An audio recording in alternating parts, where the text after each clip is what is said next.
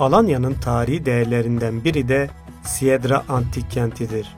Alanya merkezine yaklaşık 20 kilometre uzaklıkta bulunan Siedra, geçmişin gizemini günümüze taşıyor. Antik kent, hakim konumuyla görenleri kendisine hayran bırakıyor.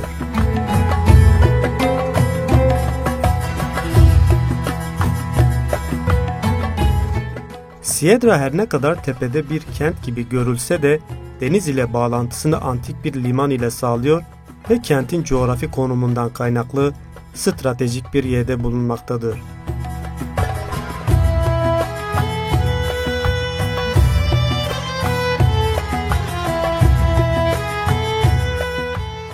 Siedra'nın zamanın bereketli ovalara sahip büyük kentleriyle yakın ilişkiler içerisinde olduğu bilinmekte. Agit yazar, antik kentin ismini nereden aldığından ve kentin stratejik öneminden bahsediyor.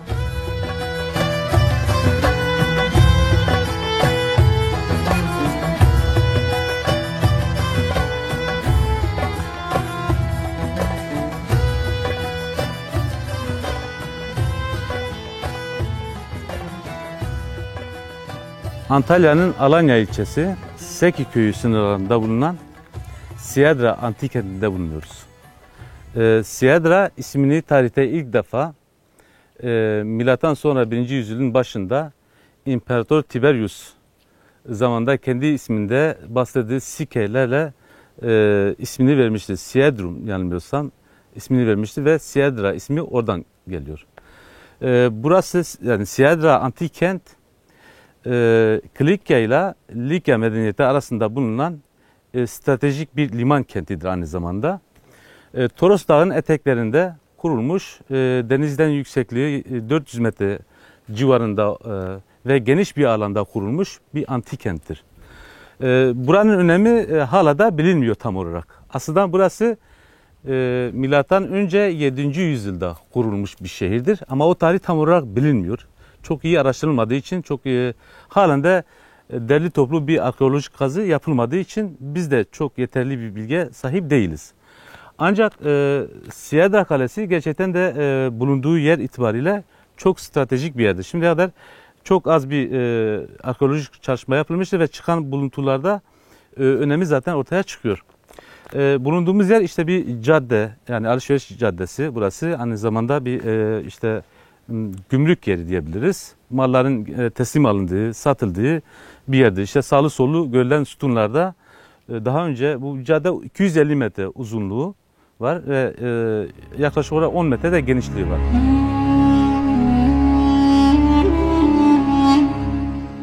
Çok erken dönemlerden itibaren yerleşim gördüğü düşünülen Siedra, en ihtişamlı dönemini ise Romalılar ile yaşıyor. Bunu kentin antik kalıntıları ve mimari yapısından anlayabiliyoruz. Romalıların ardından Bizanslara ev sahipliği yapan Siedra, tarih ile doğanın buluştuğu güzel adreslerden biridir. Agit yazar kenti anlatmaya devam ediyor.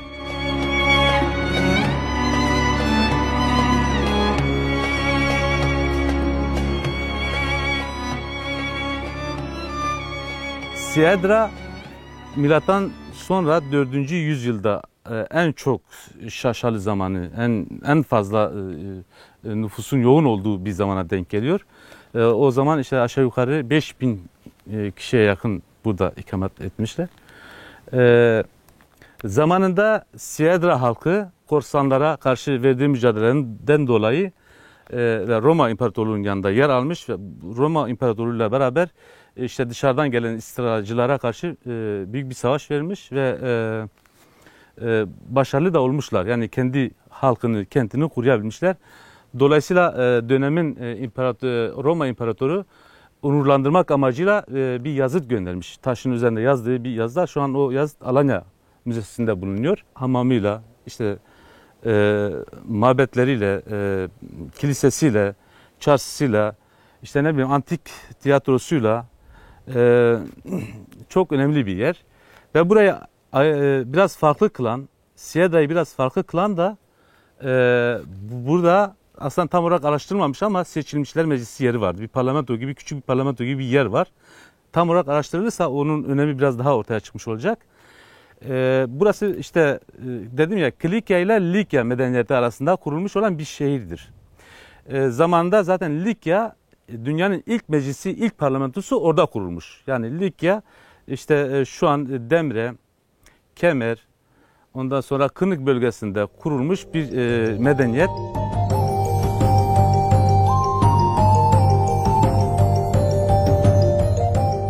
Siedra tarihte ilk olarak İmparator Tiberius döneminde kendi sikkelerini Siedron adıyla bastırmasıyla başlıyor.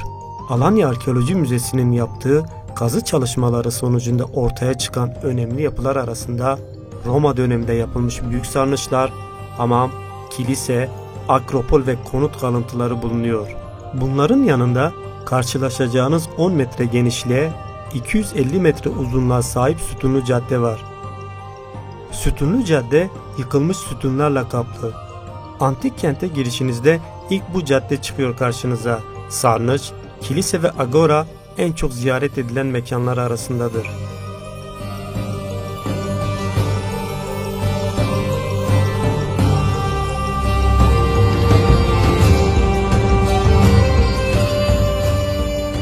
Siedra antik şehir doğayla tarihin buluştuğu bir yerdir aslında.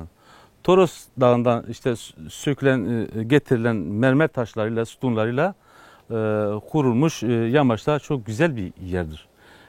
Güneyinde zaten işte Akdeniz sahili bulunuyor ve dediğim burası işte bir liman kentiydi. Dolayısıyla çok geniş bir alanda kurulmuş ve çok güzel yerler vardır. Yani birkaç tane hamam, işte su sarnıçları, hatta bir kayadan oyulmuş bir vaftiz mağarası da var.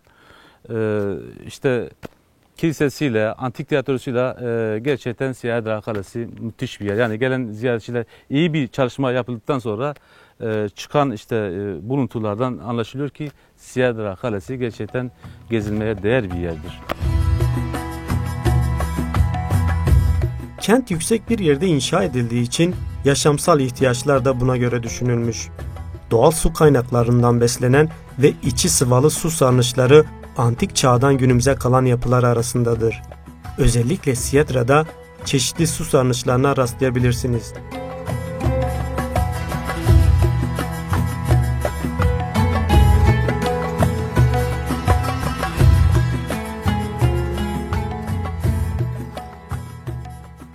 Sütunlu Cadde'den döndük, dolaştık ve çok önemli bir mekana vardık. Şu an bulunduğumuz mekan Sarınç, Hamam ve Sanato binasının bulunduğu, bir arada bulunduğu bir mekanda bulunuyoruz.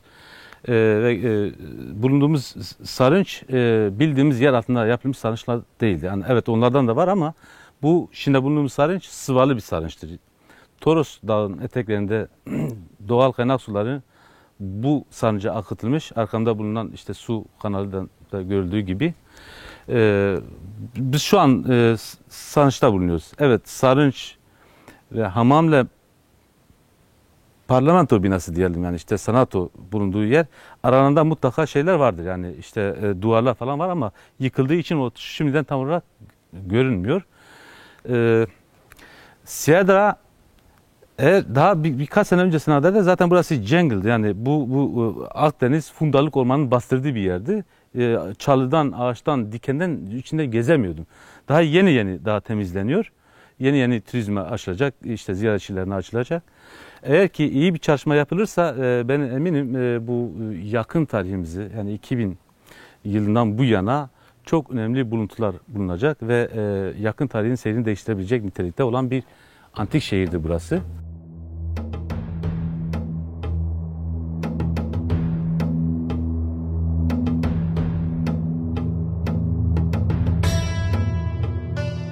İddiaya göre antik kentte aynı zamanda Senato Meclisi de bulunmakta. Kim döneminde yapıldığı bilinmeyen meclisin temelinin Roma döneminden kaldığı ise söylentiler arasındadır.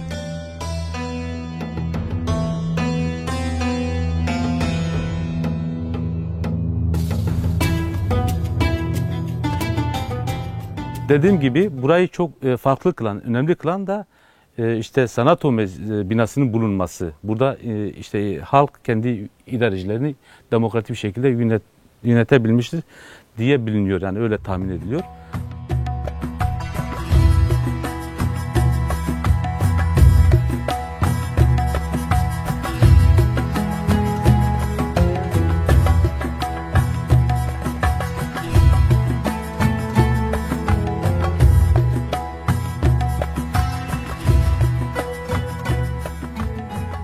Evet, zaten asıl Siedra demiştik ya 7. yüzyıl, milattan önce 7. yüzyılda kurulmuş ama o tarih bilinmiyor ve hangi ismi de bilinmiyor daha doğrusu.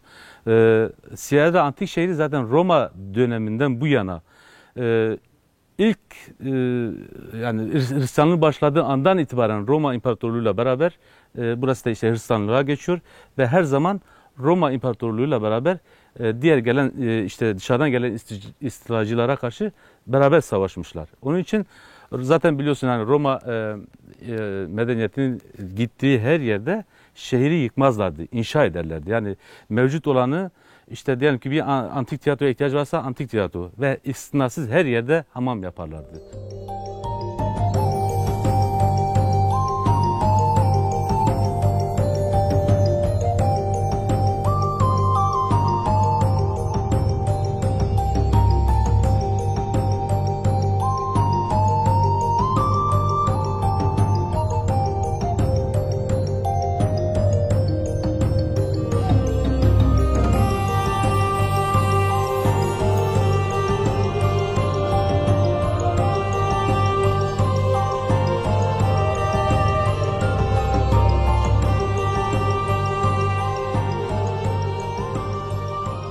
Siedra antik şehrinin tam batısında bulunan kayadan oyulmuş vaftiz mağarası var. İşte bu tür yerleri gezerlerdi. İşte ne bileyim Sanato'yu gezerlerdi. Onun için zaten burası Siedra antik şehir Roma döneminde güçlenmiş ve gelişmiştir. Çok büyük bir alanda kurulmuş. Roma İmparatorluğu'nun Roma ustalarının geliştirdiği bir antik şehir.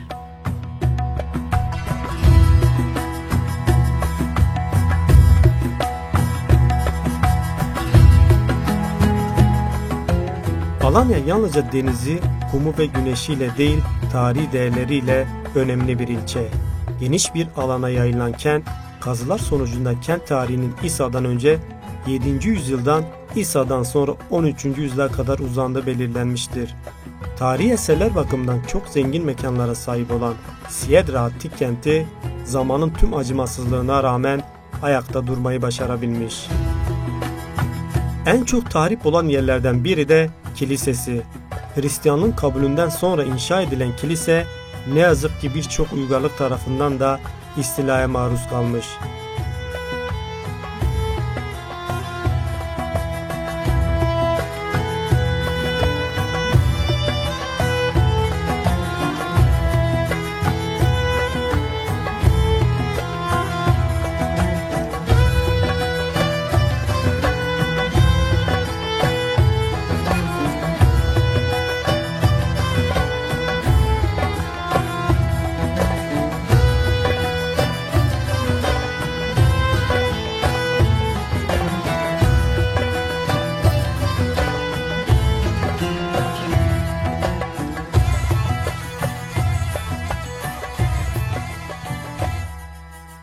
Siedra halkı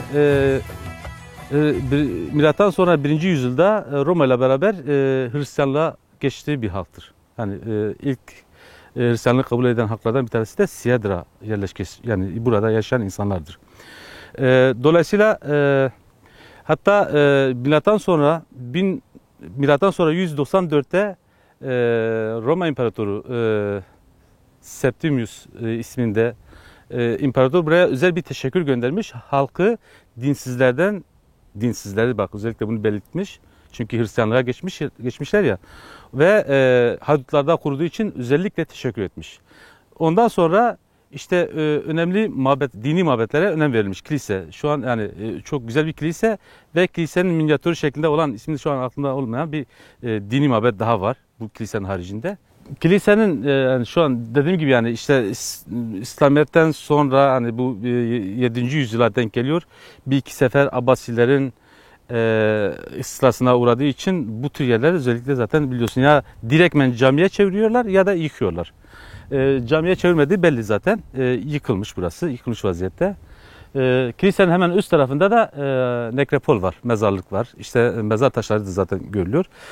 Çok önemli bir yer daha var. Fundarlık, Akdeniz maki ormanlarına has. Burada bir sürü işte çilek ağacıdır, sakızlıktır, kesme ağacı denilen bir ağaçtır. Pinar diye bir ağaç var. Bunlar yaprakları dikenlidir. İçinde yürümek de gerçekten zordur. Biz oraya ulaşmaya çalıştık. Beraber gördünüz, siz de şahit oldunuz. Ulaşamadık. Vaftiz mağarası çok önemlidir. Hem kayaya oyulmuş ve su akan bir mağaradır. Mağarayla kilisenin arasında çok büyük bir mesafe yok. Ancak dediğim gibi yani orman çok sık bir orman olduğu için ve kazı yapılmadığı için, bir çalışma yapılmadığı için biz oraya ulaşamadık.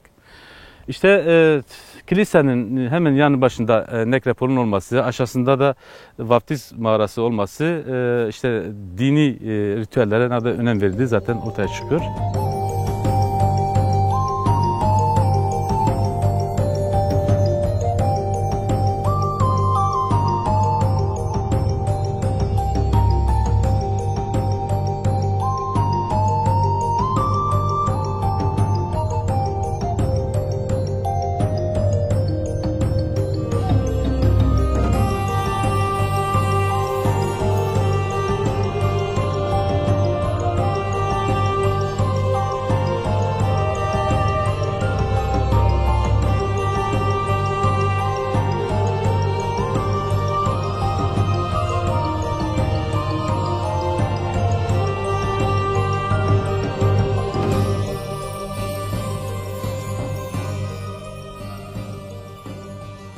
Dediğim gibi yani burası Hristiyanlığa geçtikten sonra beraber Roma İmparatorluğu ile beraber hareket etmiştir. Onların şemsiyesi altında idaresi o şekilde yani şehrin idaresi Roma İmparatorluğu'nun sistemi neyse orada ne hangi sistem uygulanıyorsa aynı şey burada da uygulanmış.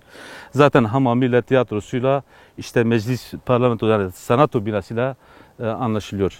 İşte görüldüğü gibi gerçekten de Siedra antik şehri hem liman şehri olması, bak hemen sol tarafımızda Akdeniz'in olması, işte bu da bir nevi şu an Gazipaşa, Mersin'e giden şu anki yol o zamanın İpek yolu. Yani gerçi dağlı bir bölgede bulunan bir yerdir, zor bir yerdir ama işte genelde buranın alışverişi deniz üzerinde yapılıyordu. Daha sonra yakın tarihte işte bu yolda açıldığı için artık burası böyle önemli. Yani İslamiyet'ten sonra işte Selçukluların burayı işgal ettikten sonra yavaş yavaş burası önemini yitiriyor ve işte kaderinde terk ediliyor. Milattan sonra 3. ve 4. yüzyılda en şaşalı dönemini yaşamış. Nüfusu 5000 dolayında olduğu tahmin ediliyor. Burası bir yerleşim yeri, sadece bir askeri bir garnizon bir yeri değil, yani savunma bir şehir değil. İnsanların yerleştiği yani şehir devleti diyebileceğimiz öyle bir yerdir yani. Hatta burada spor müsabakaları düzenlediği bazı yerlerden anlaşılıyor. Yani bu bölgede böyle kendi halkların dönemin halkı kendi aralarında sportif müsabakalarda da yapıldığı da biliniyor.